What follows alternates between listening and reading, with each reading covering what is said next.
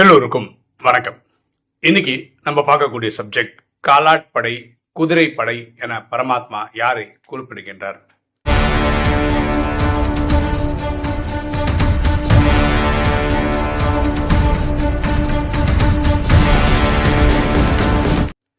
சில தினங்களுக்கு முன்னாடி வானிலை பரமாத்மா அப்படி சொல்றாரு, ராஜயோகிகள்ல இப்படி இருக்காங்க, காலாட்படை, குதிரைப்படை, இந்த மாதிரி டிவிஷன் இருக்கிற மாதிரி, போர் படையில இருக்கிற மாதிரி இங்கேயும் இருக்காங்க அப்படின்னு பரமாத்மா சொல்லியிருக்கிறார். உடனே ஒரு ஆத்மா, அப்படின்னா பரமாத்மா என்ன சொல்ல வராரு அப்படின்னு கேள்வி கேட்டிருக்காங்க. அவங்களுக்கு தான் இந்த வீடியோவில் பதில் சொல்ல ட்ரை பண்ணுறோம். ஓகே, நான் இதுக்காக கூகுள் பண்ணி நிறைய விஷயங்கள் பார்த்தேன். போர் காலத்தில், அன்றைய காலத்தில் படைகள் எப்படி வரும் அப்படின்னு போட்டிருந்தாங்க. சுவாரஸ்யத்துக்காக அதை சொல்கிறேன். நம்ம அதை பற்றி டிபேட் பண்ண வேண்டாம், சுவாரஸ்யத்துக்காக சொல்கிறேன். அவங்க என்ன சொல்கிறாங்கன்னா, காலாட்படை. காலாட்படைனா காலால் நடந்து வரக்கூடிய வீரர்கள் உள்ள படை ஃபர்ஸ்ட் வரும் அப்படின்றாங்க. அவங்க கையில் வாள், கேடயம், ஈட்டி, இந்த மாதிரி ஆயுதங்கள் இருக்கும். இவங்க ஃபர்ஸ்ட்ல இருப்பாங்க அப்படின்னு போட்டிருக்கு. அதுக்கு பின்னாடி குதிரையில வரக்கூடிய வீரர்கள் வருவாங்க. அதுக்கு பின்னாடி யானையில வரக்கூடிய வீரர்கள் இருப்பாங்க. அதுக்கு பின்னாடி ரதங்கள் இருக்கும். அதுக்கு பின்னாடி ரிசர்வ் படை வரும். இப்படி ஒரு வியூகம் அமைச்சு சண்டை போட்டுட்டு இருந்தாங்க ஒரு காலத்துல அப்படின்னு ஒரு குறிப்பிட்ட இது நான் படித்தேன். வேற ஒரு இடத்துல எப்படி படித்தேன்னா, காலாட்படை இப்படி வரும், ரைட் சைடு விங்குன்னு வச்சுக்கோங்களேன், அந்த பக்கத்துல இருந்து குதிரைப்படை வரும், லெஃப்ட் சைடு விங்கில் யானைப்படை வரும், அதுக்கும் பின்னாடி ரதத்தில் வீரர்கள், அந்த தளபதிகள்லாம் வருவாங்களா இருக்கும். அப்படி ஒரு படை இருக்கு அப்படின்னு சொல்லியிருந்தாங்க. ஓகே, இதெல்லாம் அந்த காலத்தில் போர்க்கால அடிப்படையில் இப்படி இப்படி ஒரு டிவிஷனில் ஒவ்வொரு ஆத்மாக்கள் ஒர்க் பண்ணியிருக்காங்க போர் படையில். இது போர் படை சம்பந்தப்பட்ட விஷயம். பரமாத்மா ராஜயோகிகளை ஏன் இப்படிலாம் கிளாசிஃபை பண்றாரு, அதை நம்ம தெரிஞ்சுக்கணும் இல்லையா? பரமாத்மா என்ன சொல்றாருன்னா, இங்க ரொம்ப முக்கியமான விஷயம் யோகம். அதாவது யோகம்னா நினைவு, அடுத்தது இந்த ஞானம், படிக்கிறது. இதுல வெரைட்டியா இருக்காங்க மக்கள். சில பேர் வெறும் ஞானத்துல ஸ்பெஷலிஸ்டா இருக்காங்க, சில பேர் நினைவுல ஸ்பெஷலிஸ்டா இருக்காங்க, சிலர் ரொம்ப ரெண்டுலயுமே ஸ்பெஷலிஸ்டா இருக்காங்க, சிலர் ரெண்டுலயுமே வீக்கா இருக்காங்க. இப்படி வெரைட்டி ஆஃப் மக்கள் இங்கேயும் இருக்காங்க இல்லையா? இவங்கள தான் பரமாத்மா சில பேர் காலாட்படை, குதிரைப்படை, ரதம் அப்படி இப்படின்னு பிரிச்சு சொல்றாரு. ஓகேவா?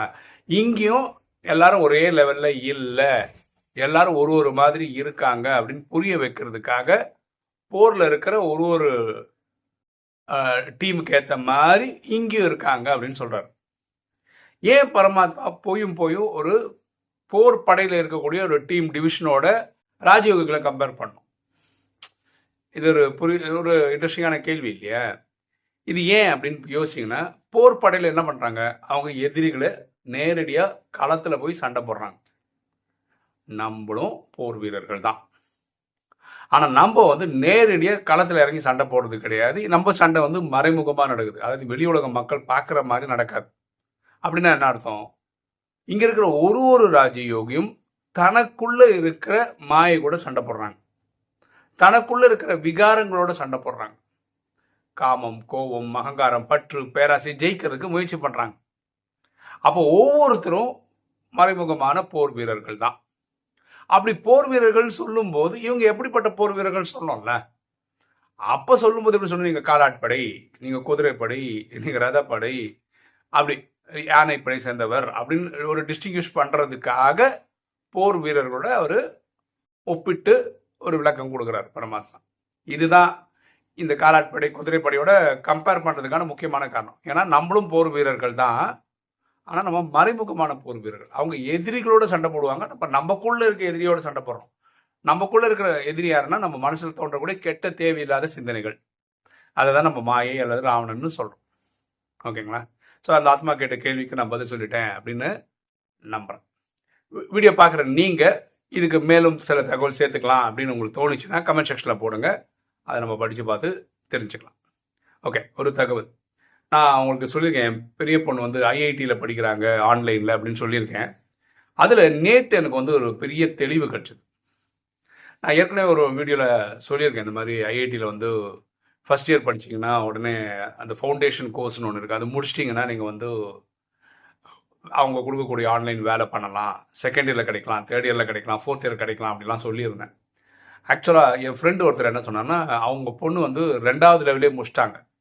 ஆனால் அவங்க இது வரைக்கும் எந்த வேலைக்கும் போகல. அது அவங்களுக்கு தெரியல அதை பற்றி. அப்போ என்ன சொன்னார், நீங்கள் அந்த லிங்க் எல்லாம் கொடுங்களேன், நான் ட்ரை பண்ண சொல்கிறேன் அப்படின்னாரு. லிங்க் எல்லாம் கொடுத்தா அது வந்து இல்லை ஐஐடி ஒரிஜினலாக போய் படிக்கிறாங்களே, நேரடியாக காலேஜ் போய் படிக்கிறாங்க, அவங்களுக்கானது, இவங்களுக்கான லிங்க் இல்லை அப்படின்னு சொல்லிட்டாங்க.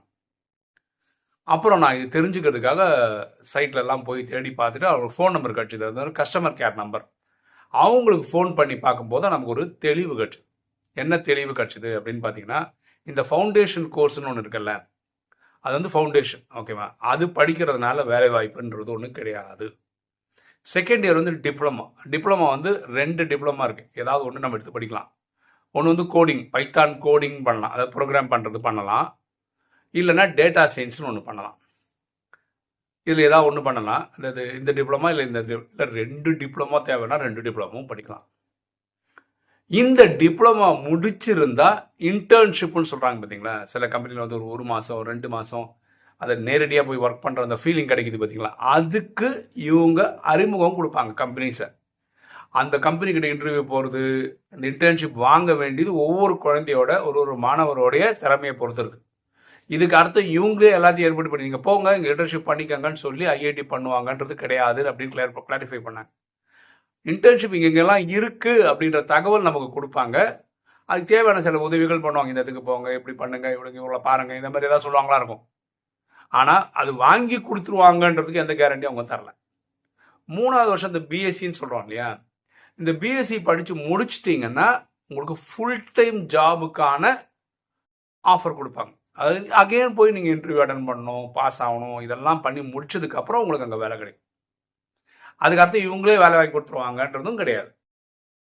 4வது வந்து பிஎஸ், அதையும் முடிச்சதுக்கப்புறம் உங்களுக்கு ரியலாகவே ஃபுல் டைம் ஒர்க்கராக போகலாம். ஓகேங்களா? இதை தான் அவங்க சொல்ல வந்தாங்க.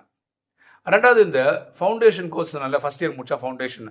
ஆக்சுவலாக ஃபவுண்டேஷன் கோர்ஸில் வந்து 8 பேப்பர் இருக்குது. ஓகே, இவங்க படிக்கிற 4 என்னென்ன,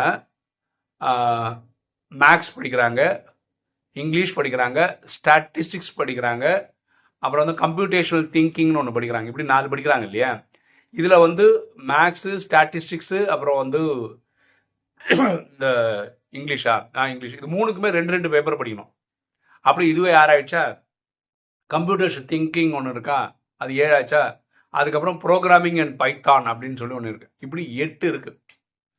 இதில் வந்து இந்த 8க்கும் 4000 வச்சு 32,000 கொடுத்து படிக்கணும். இதில் என்னென்னா இவங்க எப்படி ஒரு வருஷத்தை பிரிச்சிருக்காங்கன்னா 4 மாதம் சேர்ந்தது ஒரு டேர்ம்னு வச்சுருக்காங்க. ஓகேவா? இப்போ மே மாதம்னு வச்சுக்கலாம், மே, ஜூன், ஜூலை, ஆகஸ்ட் இது வந்து ஒரு டேர்ம். செப்டம்பர், அக்டோபர், நவம்பர், டிசம்பர்ன்றது ஒரு டேர்ம். ஜனவரி, பிப்ரவரி, மார்ச், ஏப்ரல்ன்றது ஒரு டேர்ம். இப்படி 4 மாதம் சேர்ந்தது ஒரு டேர்ம். ஒரு டேர்மில், அதாவது 4 மாதத்தில் நீங்கள் மேக்சிமமாக 4 கோர்ஸ் எடுத்து படிக்கலாம், கம்மியாக 1 எடுத்து படிக்கலாம். இந்த ஃபவுண்டேஷன் கோர்ஸே நீங்கள் வந்து 4 நாளாக படிச்சிங்கன்னு வச்சுங்களேன், 2 டேர்மில் முடிச்சுட்டு போயிடலாம். உங்களுக்கு டைம் இருக்குது, படிக்க முடியுன்ற நம்பிக்கை இருந்தால் இப்படி பண்ணலாம். இல்லைன்னா நீங்கள் 3 வருஷத்தில் முடிக்கணும். ஒரே ஒரு பேப்பர் தான் அடிக்கிறீங்கன்னு வச்சுக்கலாம், அது 4 மாதம் படிப்பீங்க. அந்த மாதிரி 4 × 8ன்னா 32 மாதம் படிப்பீங்க. ஓகே, இந்த மாதிரி சொல்கிறாங்க. மேக்ஸிமம் இப்படி பண்ணலாம். இப்போ குழந்தை படிக்கிறது வந்து 2 தான் படிக்கிறாங்க இப்போத்துக்கு. அதாவது மேக்ஸும் ஸ்டாட்டிஸ்டிக்ஸ் எடுத்திருக்காங்க, 2லேயுமே ஃபர்ஸ்ட் பேப்பர் எடுத்திருக்காங்க. அதோடைய ஃபைனல் எக்ஸாம் வந்து ஆகஸ்ட் 31. அது முடிஞ்சோடனே இவங்களே பாக்கி இருக்கிற 6ல் ப்ரோக்ராம் பண்ணி எது தேவைன்னு எடுக்கணும். இந்த கம்ப்யூட்டேஷனல் திங்கிங் படிச்சிருந்தா தான் அந்த ப்ரோக்ராமிங் அண்ட் பைத்தான் பண்ண முடியும். ஸோ இது ஒரு ஆர்டர் இருக்குது. பாக்கியெல்லாம் நம்ம இஷ்டத்துக்கு பண்ணிக்கலாம். எதை வேணால் ஃப்ரெண்டில் எடுத்துக்கலாம், எதை வேணால் பின்னாடி எடுத்துக்கலாம். அப்புறம் இந்த கோர்ஸோட 4 வருஷம் கோர்ஸ் ஃபீஸ் இதெல்லாம் சேர்த்து பார்த்தா எவ்வளோ திரும்ப வருது? 3.5 லட்சம் ரூபா வரும். எனக்கு இதெல்லாம் முன்னாடி தெரியாது. இது அப்பப்போ கட்டி படிக்க வைக்கிறதுனால இது வரைக்கும் 2 பேப்பர் தான் படித்தோம். அதுக்கு ஒரு 8,000 ரூபா கட்டியிருக்கேன் நான். 4,000 8,000 கொடுத்தாங்க. ஃபஸ்ட்டு ஒரு 3,000 ரூபா கொடுத்தேன் இந்த கோர்ஸ் ஜாயின் பண்ணுறது. இப்போவும் பார்த்தீங்கன்னா ரியலாக ஐஐடி கோர்ஸில் போய் படிக்கிறாங்களே, எனக்கு தெரிஞ்ச ஒரு குழந்தை கூட படிக்கிற வேற ஒரு பேரண்ட் சொன்னேன், என் குழந்தை ஃபீஸ் கட்டினாருன்னு. அவங்க பையனுக்கு ஒரு 2.5 லட்ச ரூபா கட்டுறாரு. 2 லட்சத்தில் 3 லட்ச ரூபா வருஷத்துக்கு கட்டுறாரு. அது மாதிரி 4 வருஷம் கட்ட போகிறாரு அவர். அப்படி எப்படி கூட்டி வச்சு பார்த்தாலும் அவருக்கு வந்து 3 × 4 12 லட்ச ரூபா ஆகும். அந்த 12 லட்ச ரூபா பார்க்கும்போது ஆன்லைனில் நம்ம இப்படி படிக்கும்போது 3 லட்சம்ன்றது கம்மி தான். அதுவும் நம்ம ஒரே நாள் எடுத்து கொடுக்க போகிறதில்ல, எடுத்து படிக்கக்கூடிய அந்த கோர்ஸ் எடுத்து கொடுக்கணும். இப்போ வந்து ஆகஸ்ட் 31ஓட அவர் 2 பேப்பர் எக்ஸாம் முடிச்சிருவா. அதுக்கப்புறம் வந்து 4 பேப்பர் நம்ம எடுக்கிறோம்னா ஒரு 16,000 ரூபா நம்ம ரெடி பண்ணி வச்சுக்கணும். இதில் என்ன பியூட்டினா, யாரெல்லாம் 1,00,000க்கு கீழே மாச வருமானம் இருக்கு, சரி வருஷ வருமானம் இருக்கு, 5 லட்சத்துக்கு கீழே இருக்கு அப்படிலாம் இருக்கவங்களுக்கெல்லாம் அவங்க வந்து சலுகை தராங்க ஃபீஸில். இப்போ இது நான் அப்ளை பண்ணலை. அப்ளை பண்ணணும், அவங்க ஏகப்பட்ட டாக்குமெண்ட் கேட்குறாங்க. அதெல்லாம் கொடுத்தாலும் அதெல்லாம் நம்ம எப்படி உருவாக்குறதுன்னு தெரில. ஓகேவா? அப்படி பண்ணால் டிஸ்கவுண்ட்லாம் கிடைக்கும். இப்போத்துக்கு அது 4,000 ஃபுல்லாக கொடுக்குறோம் இல்லையா, அது வந்து 50% டிஸ்கவுண்ட் 2,000 கட்டினா போதெல்லாம் சொல்கிறாங்க. இதெல்லாம் எப்படி உருவாக்குறதெல்லாம் இனிமேல் தான் பார்க்கணும். அது ரெடி பண்ண முடிஞ்சால் நல்லது. 3 லட்சம்ன்றது பாதி 1,50,000 1,4 லட்சம் கிட்ட வந்து நிற்கும். தெரில இது எப்படி பண்ணணும். இப்போ ஆகஸ்ட் 31 போல் பாக்கி ஒரு 4 கோர்ஸ்க்கு ஒரு 16,000 ரூபா நம்ம ரெடி பண்ணி குழந்தைங்கள படிக்க வைக்கணும். இதுதான் ஐஐடியை பொறுத்த வரைக்கும். ஏன்னா நான் முன்னாடி வந்து நான் என்ன புரிஞ்சுக்கிட்டேன், எனக்கு யார் என்ன சொன்னாங்களோ அதை வச்சு சொல்லிட்டேன். நேற்று ஐஐடியில் கஸ்டமர் கேருக்கே ஃபோன் பண்ணி அவங்க கொடுத்த டீட்டெயிலை இப்போ உங்களுக்கு ப்ரெசென்ட் பண்ணுறேன். இதெல்லாம் ஏன் சொல்கிறேன்னா, உங்கள் குழந்தைங்களுக்கு படிக்க வைக்கணும்னு ஆசைப்பட்டீங்கன்னு வச்சுக்கோங்களேன், ஐஐடி ஜேஇலாம் படித்து அப்படி தான் உள்ளே வரணும்னு அவசியம் இல்லை. இப்படியும் படிக்கலாம் அப்படின்றது தான் இதோடைய ஐடியா. ஓகே, இன்னைக்கு வீடியோ உங்களுக்கு பிடிச்சிருன்னு நினைக்கிறேன். பிடிச்சா லைக் பண்ணுங்கள், சப்ஸ்கிரைப் பண்ணுங்கள், ஃப்ரெண்ட்ஸ் சொல்லுங்கள், ஷேர் பண்ணுங்கள், கமெண்ட்ஸ் போடுங்க. தேங்க்யூ.